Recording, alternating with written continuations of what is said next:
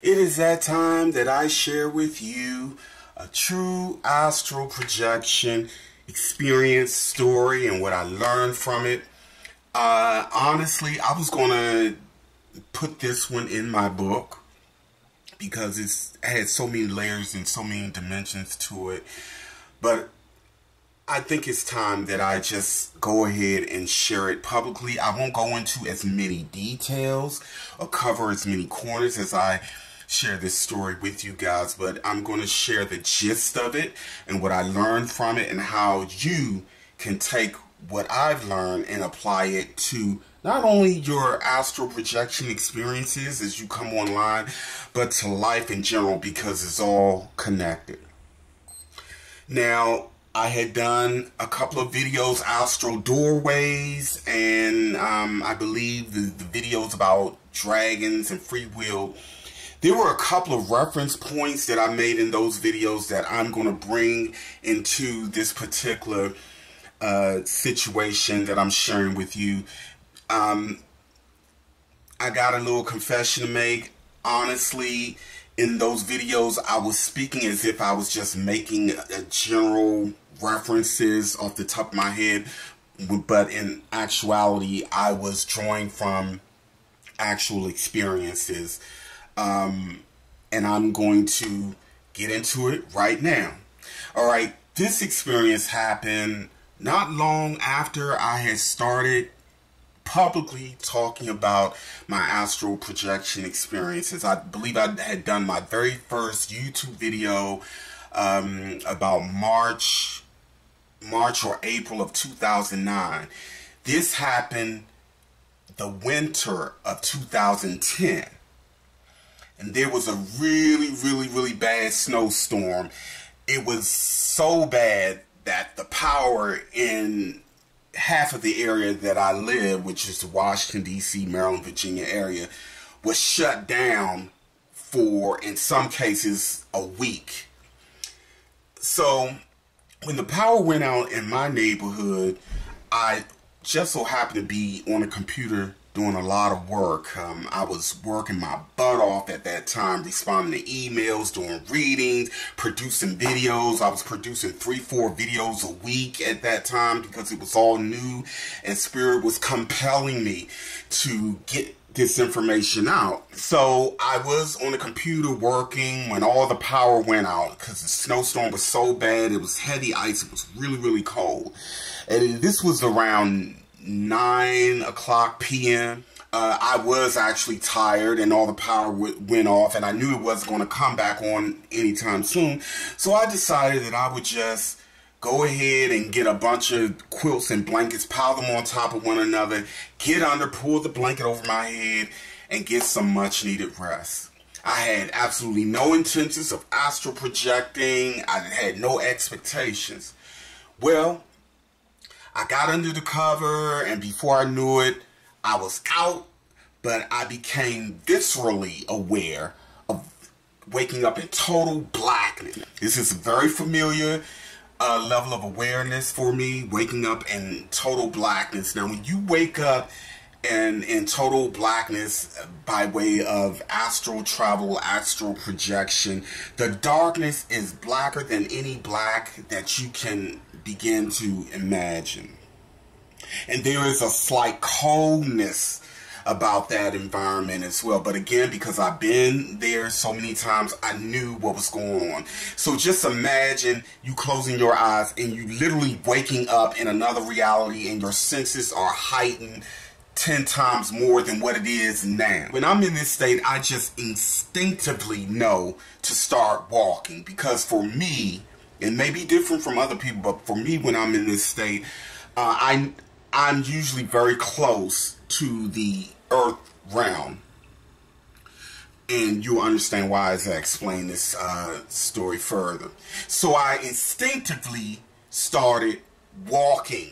Because remember what I said in the astral doorway videos, when we're close to earth and we're in our astral form, we will continue doing things very similar to what we would do in terms of traveling and navigating, similar to what we would do like using these dense physical vessels.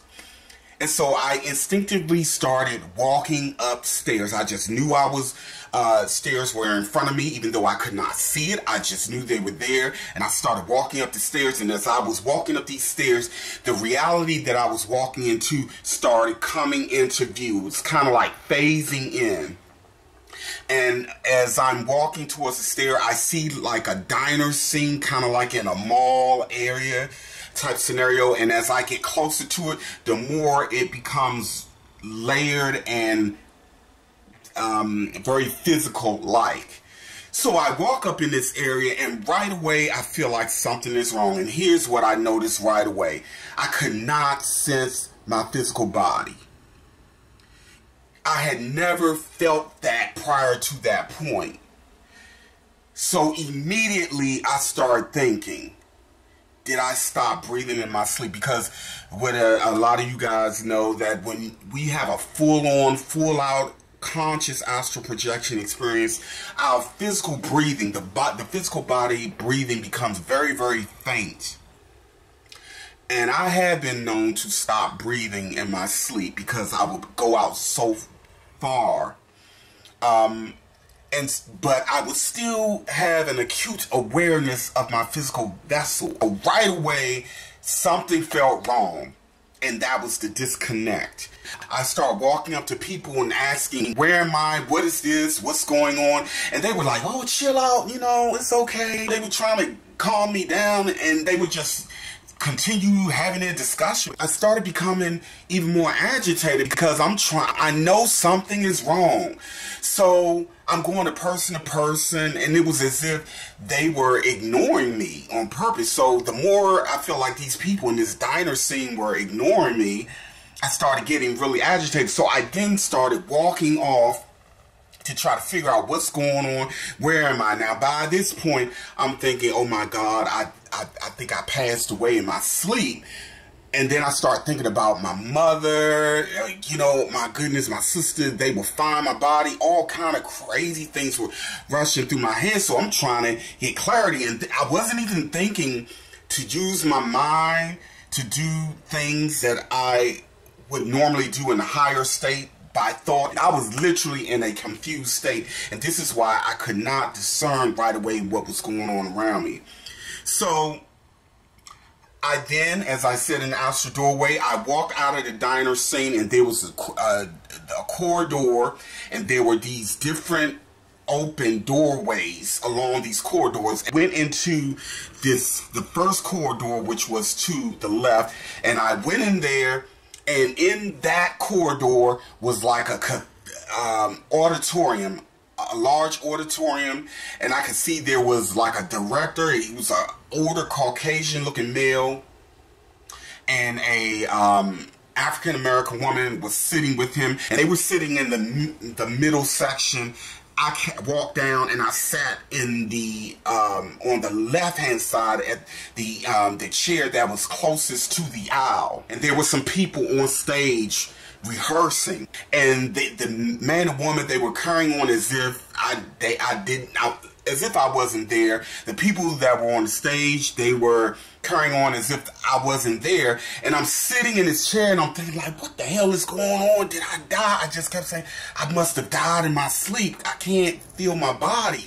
And all of a sudden, this woman literally materialized. She was a dark complexion black woman. She had really big eyes. Now, you know, now I'm older, I'm very clear on who she was, but I didn't know at that point. She materialized next to me, and she looked at me, and she was smiling. The first thought in my head was, woman, if you don't get out my face. This is what I was saying. Y'all, I'm dead serious. I'm like, you get out my face. I'm not interested in you. Last thing I'm thinking about is flirting with someone. I'm trying to figure out if I'm still alive, if I'm dead right now. So I get up and I walk out of the theater and go into another corridor. Now this is where it really gets really bizarre. And like I said, I'm not going to give every single detail of this story, just enough to bring it all home. So I go into another corridor, and here I am, what appears to be like one of those small studio apartments, but it was really nice. It was very, very dimly lit. Let's put it like that. It was as if there was light there, but it was dimly lit, but it wasn't light in the way I was used to seeing. Very, very difficult to explain it. And so I'm looking around, and again, I'm wondering, am I dead? I was in the kitchen, then I came around, there was like a counter, like one of those small bar counters, like right alongside the kitchen. And I remember moving around it and wondering what was going on in continued state of confusion, when out of nowhere, this guy, young guy, military looking type, he looked to be about in his early 20s. He was a Caucasian male. He had a buzz cut. He had brown hair. I see him clear as day. He had on no shirt, very slim build but toned body. He had on some brown shorts. They were cut off at the knees. And this guy just came running towards me, like with something silver in his hand. Now, I'm standing there, totally spazzed out, confused out of my mind, thinking I died, thinking that I must have broken into this guy's house, and he's thinking I'm a burglar. This is all the stuff that's going on in my head, y'all. And so I wasn't even thinking to defend myself or anything, so I'm just standing there confused in a daze, like a bump in the log. It's this guy is charging me looking like a madman with something silver. I still don't know to this day what it is. I theorized what it was, or what it was at the time. And he came charging before me, and it was as if out of nowhere, like a giant hand reached in, as he was literally this close to me with whatever he had that he was going to attack me with. And it was as if a giant hand reached down and grabbed him and pulled him. I saw it pull. I didn't see the hand, but there was a force, like a hand, grabbed and pulled him, like picking up a little dog. Grabbed and pulled him, lift him up in the air. He was on his side, just like I'm illustrating here. And it was as if this being took his 3 fingers and began crushing in his chest, and the guy started convulsing. The guy started convulsing, and then I heard like this strong, loud, masculine male voice speaking what sound like Hebrew, like chanting something. Then that's when I said, what in the hell is going on here? And I remember thinking, there's some serious deception. I remember saying that there's some serious deception going on, and this guy was being basically destroyed. I ran out of that corridor, and there was more that happened, and I'll go into more detail in the book whenever that comes out. But let me just tell you, what brought me, what snapped me back was that the power in my house came on. And when the power came on, all the lights, the computer lights came on. And then and I remember when I ran and I heard that beep, I heard it. And that's what snapped me out of it. And I jumped up, and I was breathing really, really hard, really, really fast. And that is in gist what I want to share with you guys now. Let me tell you what I want to share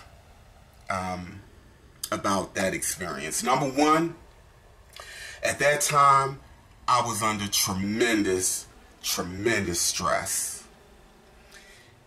I was responding to, I didn't realize it when I was in the moment, but I was responding to hundreds of emails, questions, inquiries. I was doing readings, and I was cranking out videos back to back. Then I had a lot of stressful situations going on in my life. There were things going on in my family that I was not happy about. And all of this was going on a daily basis. Hundreds of quality email responses to people every day, constantly doing readings, producing these videos, which everyone who knows, who does this work knows that it's a lot of work. It takes a lot of time. There have been times where I will be up like literally 2 days straight.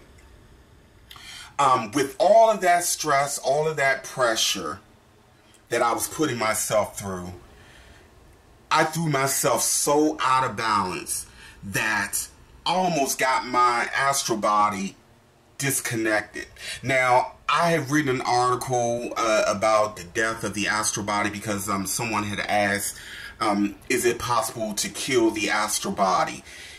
It is not really possible to kill the astral body per se, but it is possible to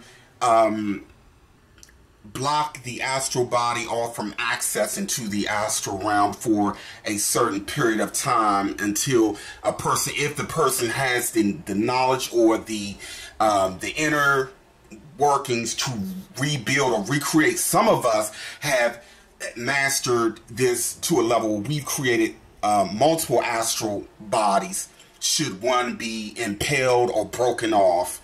Then there are those who don't have much of an ability, and so when they do finally get an astral vehicle, and if it is destroyed or blocked off or cut off in some kind of way, it may take this person years to recreate another one. Now, if this were to happen, that would mean that this person could not have a physical type interaction with the astral realm, say like someone who has mastered it or someone who has come here to do intense, in-depth work on the astral realm. So when that happened to me, I realized that I was almost compromised by opposing forces. That was essentially a setup. And they were able to see the right time to try to come in and break my accessibility to the astral realm. And let me tell you why. I lightly touched on it in the past, but like so many of us, we do work here, but when we go to sleep at night, we do work on the spirit realm and we do work on the astral realm. I go to the astral realm to help clean it up, to bring light where there's a lot of darkness, to help souls who are ready and willing to take another route. And most of the time, I'm not aggressing against anyone, just as I am in physical life. I don't bother anybody. I never have. I don't aggress. I'm not aggressive towards anyone. But yes, when my back is against the wall, or when my life or my loved one's life is threatened, another beast comes out. And that's here on the physical realm, and that is true on the astral realm. But to fight, to physically or to astrally or etherically fight someone back is a last resort. We go about doing our work in the least violent way possible. We use love and peace and understanding. We try to navigate without harming others. But again, if our back is against the wall, the beast is unleashed. And I'm not just talking about what we may be bringing, what we're capable of. I'm talking about alliances that we have, because where I may be very forgiving and will let something go, a family member or a being or beings that or guardians, angels, whatever you want to call them, warriors, they may not be as forgiving.